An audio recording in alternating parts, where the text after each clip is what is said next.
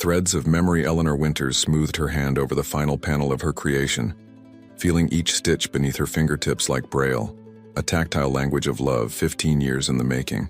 The memory quilt lay sprawled across her private studio, a kaleidoscope of fabrics that told the story of her marriage to Dominic Reed. "Just in time," she whispered, glancing at the calendar. Their anniversary was 3 days away. The morning light filtered through the bay windows, illuminating the intricate details of her work. She had spent months gathering materials. A swatch from Dominic's first company t-shirt when Vertex Tech was just a startup in their garage. Silk from the tie he wore the day they went public. Lace from her mother's wedding veil they had incorporated into their own ceremony. Eleanor had once been recognized in the textile art community before she'd set aside her career to support Dominic's vision. She'd never regretted it. His brilliance deserved the space to shine, but sometimes she wondered if anyone remembered that she once had exhibits in small galleries across Boston. Her phone buzzed with a message from Priya, Dominic's executive assistant. Reminder: anniversary gala preparations underway.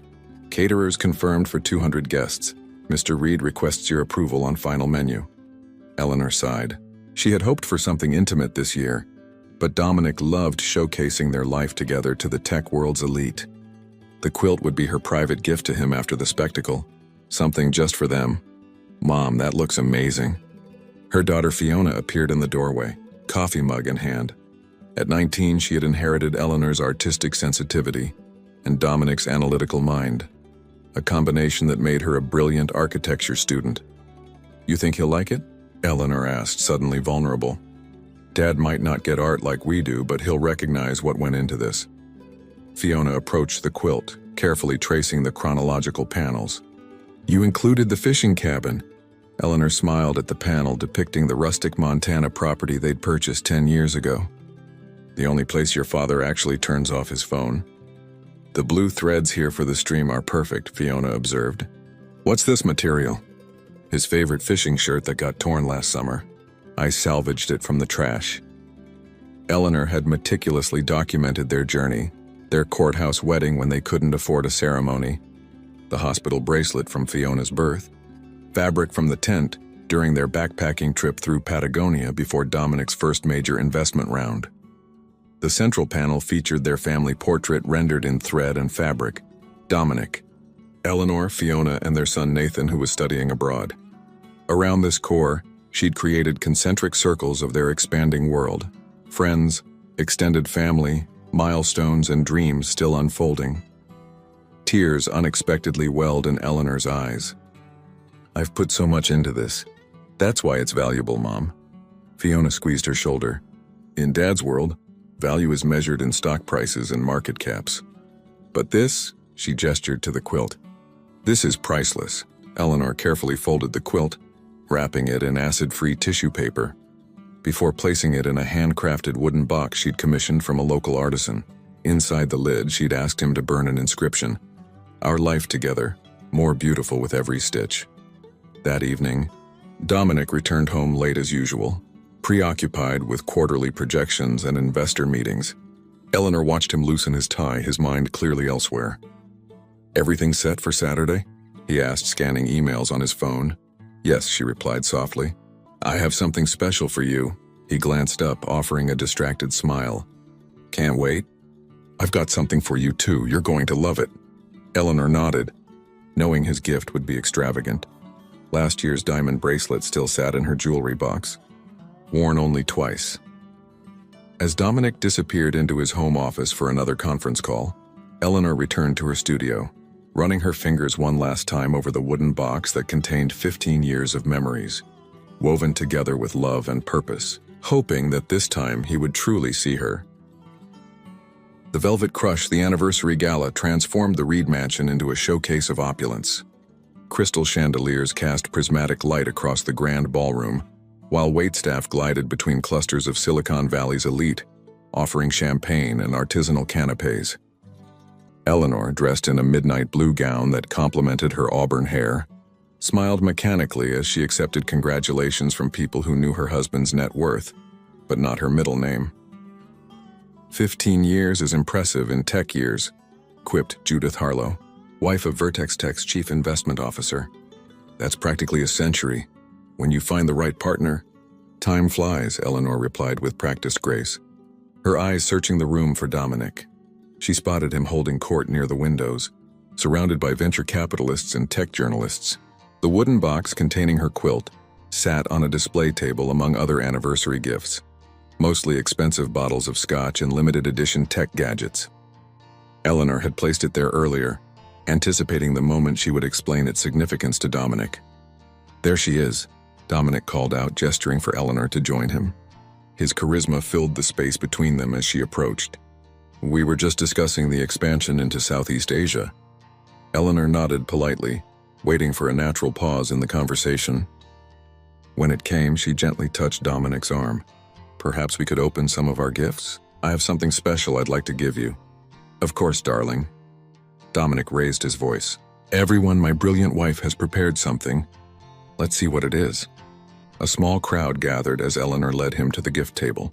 Her heart quickened as she lifted the wooden box and carefully placed it in his hands. This isn't from Patek Philippe, is it? He joked, referencing the luxury watch brand he collected. Open it, she encouraged quietly. Dominic lifted the lid, his expression curious, then quickly shifting to confusion. As he unfolded the quilt and held it up, several guests leaned forward with interest. It's a blanket? He asked, his voice carrying across the now hushed gathering. It's a memory quilt, Eleanor explained, heat rising to her cheeks. Each panel represents a moment in our journey together. See, this is the fabric from your first company shirts, and here's... Oh, how crafty, Dominic interrupted with an awkward laugh. Eleanor's always been good with her hands. Remember when we couldn't afford nice things? A ripple of polite laughter moved through the crowd. Eleanor's explanation died in her throat. You know what they say, continued Dominic, folding the quilt hastily. You can take the girl out of DIY, but you can't take the DIY out of the girl. More laughter, louder this time. Eleanor stood frozen, watching as Dominic placed the quilt back in its box and slid it aside to reach for another gift. Now, let's see what Walter brought us. This looks promising. He tore into an elegantly wrapped package from his board chairman. Eleanor felt a gentle touch on her elbow and turned to find Ramona Vega, a renowned textile art curator she'd known years ago before her marriage. May I? Ramona asked quietly, gesturing to the discarded box. Eleanor nodded mutely as Dominic exclaimed over an antique stock certificate Walter had framed for him. Ramona carefully removed the quilt, her expert eyes taking in every detail.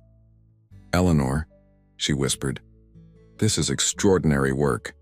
The narrative composition, the technical mastery, I haven't seen you create in years. It doesn't matter, Eleanor replied, her voice barely audible over the surrounding chatter. He doesn't see it. But I do, Ramona insisted, carefully refolding the quilt. This belongs in a gallery. Eleanor shook her head, blinking back tears. It was meant for him, not for display. Across the room, Dominic was now opening her official gift, an astronomically expensive first edition book on early computing that had taken months to source. His face lit up appropriately as he showed it off to his colleagues. Perfect, he called out to her with a thumbs up. The party continued around Eleanor like water flowing past a stone. She maintained her composure, sipping champagne that tasted like nothing, responding to conversations she wouldn't remember. The wooden box sat neglected on the edge of the table, occasionally jostled by guests reaching for more interesting items. Later, as the crowd thinned, Eleanor noticed Ramona deep in conversation with Fiona near the quilt. Ramona was taking photos with her phone while Fiona pointed out details with animated gestures. When they noticed Eleanor watching, Fiona approached her mother with fire in her eyes. Dad was wrong, she stated firmly. What you made is beautiful and important. Eleanor squeezed her daughter's hand. It's all right, honey. It's not, Fiona insisted. I think Ramona interrupted, joining them, that authentic art speaks truth that money can't buy. Your husband might not recognize what he's been given, but others will. Eleanor glanced across the room at Dominic, now showing his book to the remaining guests, his laughter carrying easily through the space between them, a distance that suddenly felt much greater than mere feet. I need some air, Eleanor said quietly. She collected the wooden box and slipped out to the garden, breathing in the cool night air. Behind her, music and voices continued to celebrate a marriage whose threads were beginning to unravel. one stitch at a time. Stitched together, torn apart. The morning after the gala, Eleanor awoke alone. Dominic had already left for an early board meeting, his side of the bed cold and undisturbed. She reached for her phone out of habit and found it flooded with notifications. Dozens of messages, emails, and social media alerts blinking urgently for her attention. "What on earth?" she murmured, scrolling through the cascade of unfamiliar names. The answer came in a text from Fiona. "Mom, call me ASAP. Ramona posted about your quilt. It's everywhere." With trembling fingers, Eleanor opened the link her daughter had sent. Ramona Vega's Instagram post featured a striking photo of the quilt spread across a neutral background, capturing its intricate details in perfect lighting. The caption read, "Last night I witnessed a genuine masterpiece hidden among the wealth and technology of Silicon Valley. This memory quilt by the brilliant Eleanor Winters Reed, who once exhibited alongside textile art's most innovative voices before disappearing from the art world, captures 15 years of marriage with such emotional intelligence and technical mastery that it left me speechless. Tragically, I watched as her tech mogul husband dismissed this heirloom quality piece as mere craftiness. Art historians will one day study this work as a commentary on value in our digital age." Eleanor Winters Reed, Textile Art, The Lost Artist. Recognize women's art. The post had been shared thousands of times overnight. Comments poured in from art critics, textile artists, feminists, and everyday people outraged on Eleanor's behalf. Several prominent galleries had already commented, asking Ramona to connect them with Eleanor. Her phone rang. Fiona again. "Mom, have you seen it? People are calling you a hidden national treasure and the Emily Dickinson of textile art." The Museum of Modern Art just shared Ramona's post. Eleanor sank onto the edge of the bed.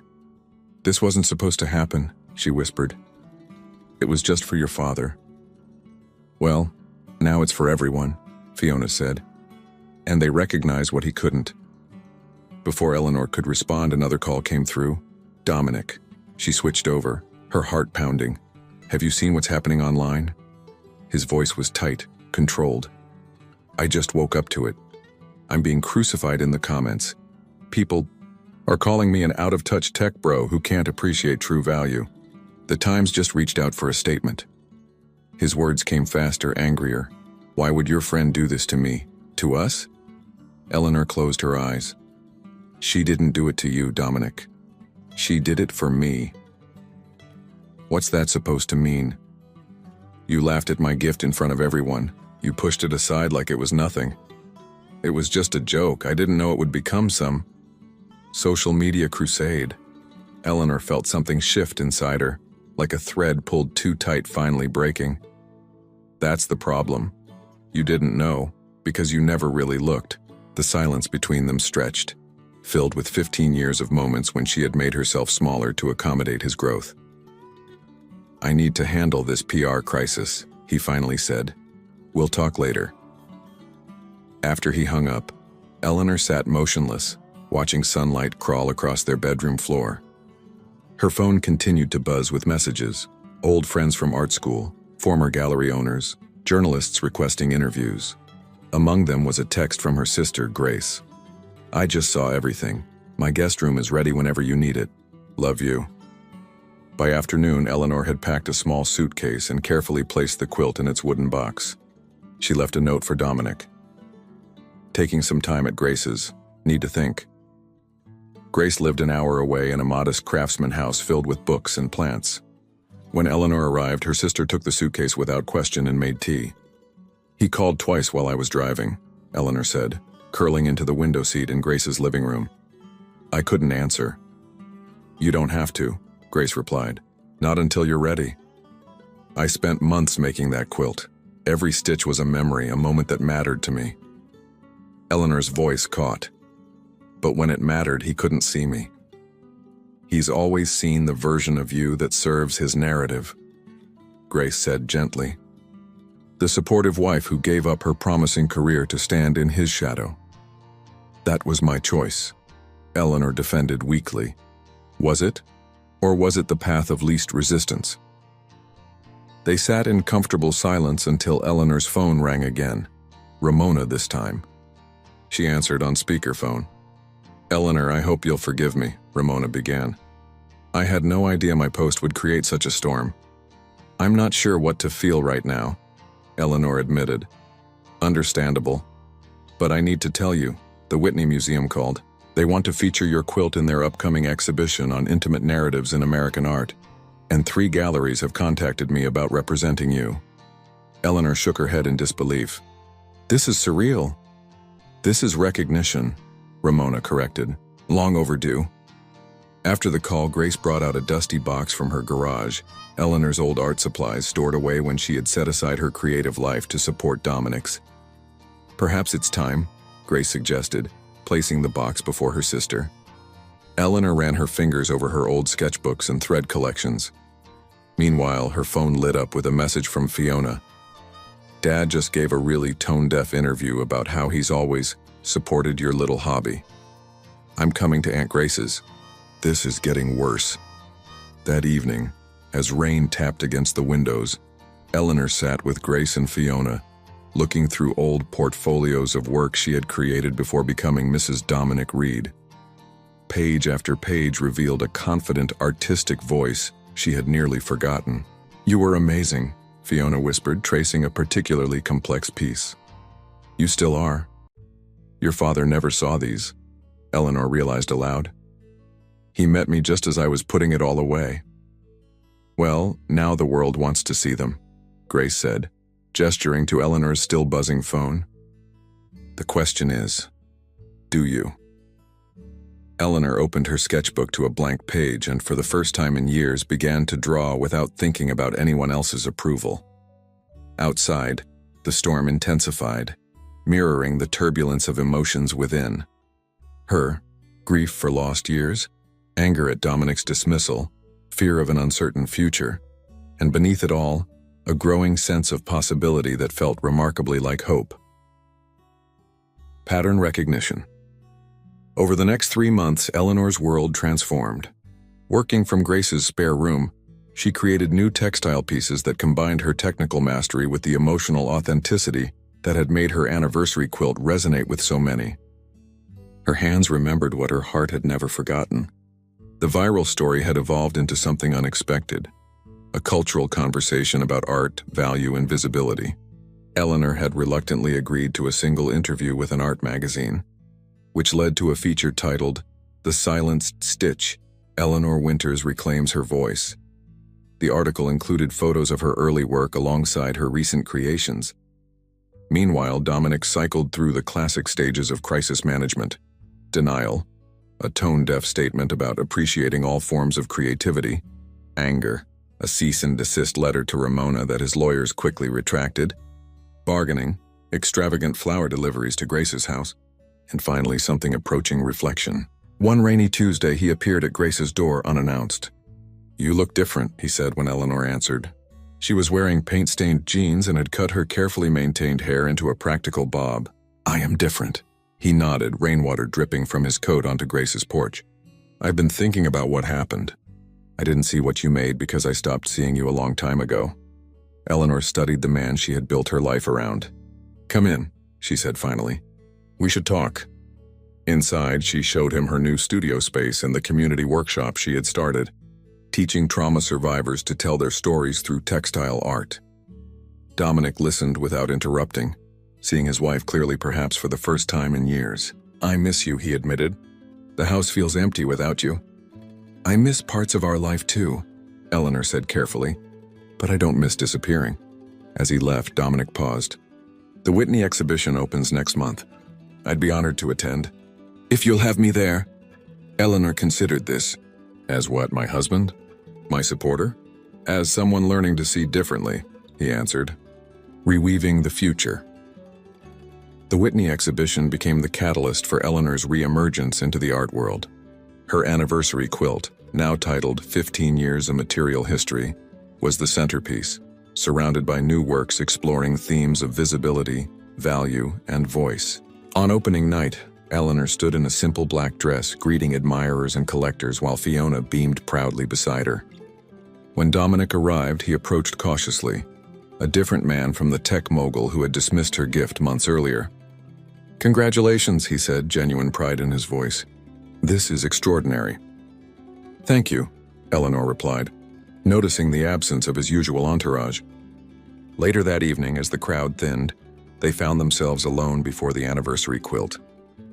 "I've been seeing a therapist," Dominic admitted quietly.